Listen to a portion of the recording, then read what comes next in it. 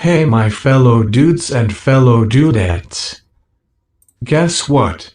We have a date to talk about. What date is it? Oh, you know. Monday.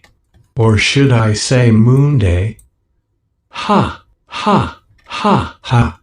Anyways, this is going to remove.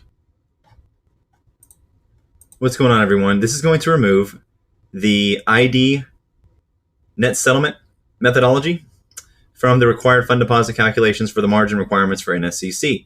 Now, this is the one that came out directly following the SFT service, the Securities Financing Transaction Service, which in my opinion is like the biggest filing we're waiting on right now.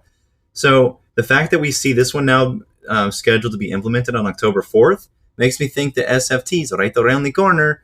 So basically what this does is, let's open the filing real quick. So this is the one we had accelerated approval of the proposed change modified by amendment number 1 to remove the ID net transactions from the required fund deposit. Now, it's due to default, of course. And interestingly enough, ID net transactions will not be completed by NSCC in the event of a default, which this is huge in my opinion. So basically the required fund deposit, we just saw this same approval come out of the FICC today, 009, similar, not the same, but similar margin methodology. So as part of its market risk management, NSCC manages its credit exposure to members by determining the appropriate required fund deposits to the clearing fund and monitoring its sufficiency. The required fund deposit serves as each member's margin, just like the FICC.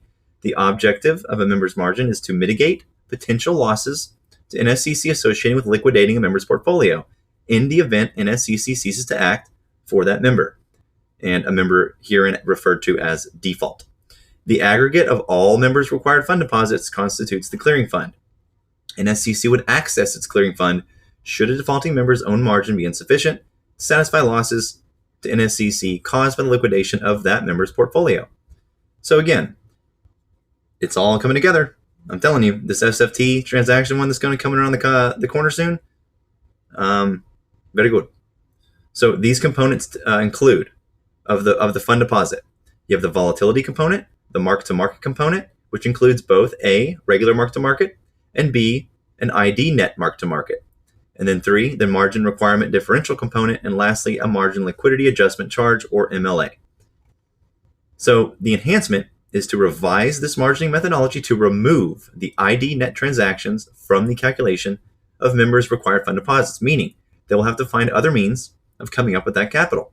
Netting is how they typically game the system to lower the requirements. So all of the positive filings that came out of NSCC, this is our clearing and settlement that we need to be revamped. So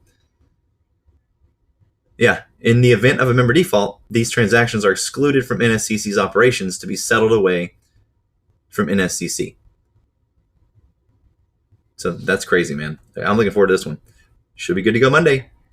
And again, the reason why they're doing it is it's going to accurately measure the risk it faces following a member default. By removing these non-guaranteed positions from its margin methodology.